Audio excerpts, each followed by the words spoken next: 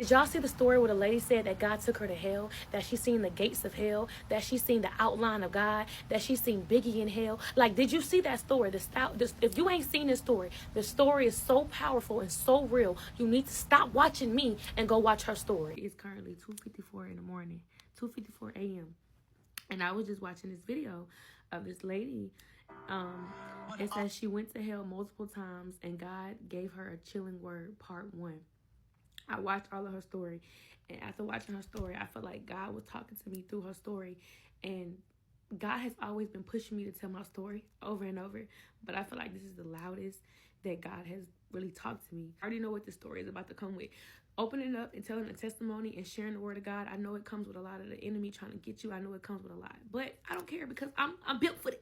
This is my testimony on the time I was delivered from a lesbian spirit, and then I was took to hell, and then I got out of hell, and then I was saved, and then I was delivered again, and then I was delivered from a demon inside of me. And I just hope this story touches somebody and teaches somebody, because when I say God is screaming at me right now and saying, I've been telling you to tell your testimony.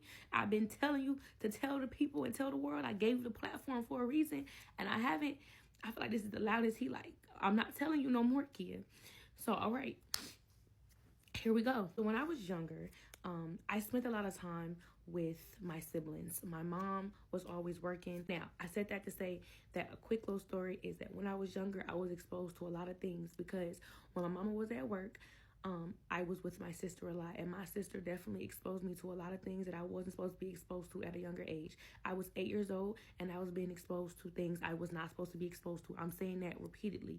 Things that I was just like, I shouldn't have seen when I was younger. Seriously. And also when I was younger, I did have to deal with family members touching me. I had to deal with a lot. It was just crazy. I said all that to say that at a very young age, I was exposed to a lot of demons. I was exposed to a lot of things that I wasn't supposed to be exposed to. And that at 8 years old, I had hella demons because I seen so much. Ooh, okay. And having to deal with that at 8 years old and grow with that and live with that. Just imagine the things that I had to go through. I feel like at a young age, the lesbian spirit got onto me because there was no reason why I was liking girls at 8 years old. There should be no reason why I am thinking about what I want a girl to do to me or what a girl feel like to me and why it feels good at 8 years old. I did have like a boyfriend when I was younger, and I grew up with him. He was like my best friend, and that was my cover up. But I knew every time I was with him, it was something in the back of my head that kept saying, I like girls, I like girls, I like girls. And it was at a point in time that when we actually, got to high school, I cheated on him with a girl. Disclaimer, I grew up in the church. Disclaimer, I grew up with parents who believed in God and who would push God on us. I just didn't understand anything, but God was real. That's all I knew. All I knew was that God was real, y'all.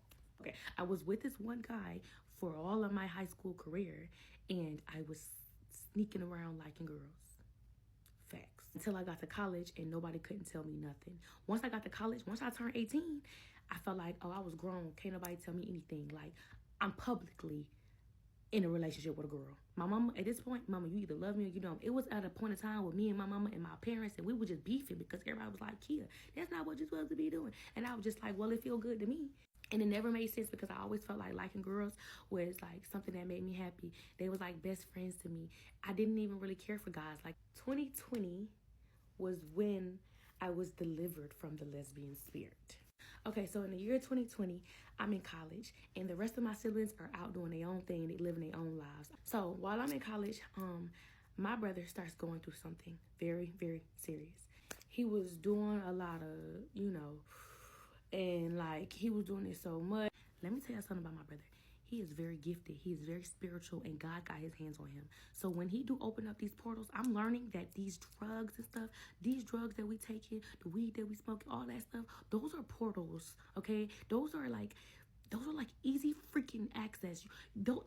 When you do drugs and you drink alcohol and you do all of this, you are basically giving the enemy a shortcut, giving them easy access. This is no cap, no lie. And my brother did a lot.